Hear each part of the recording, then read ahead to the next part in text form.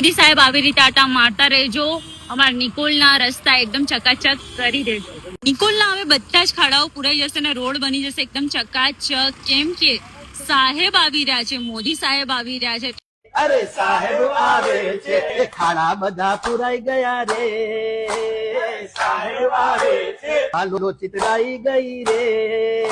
અરે સાહેબ આવે છે, પોલીસ દાદા ગોઠવાઈ ગયા રે.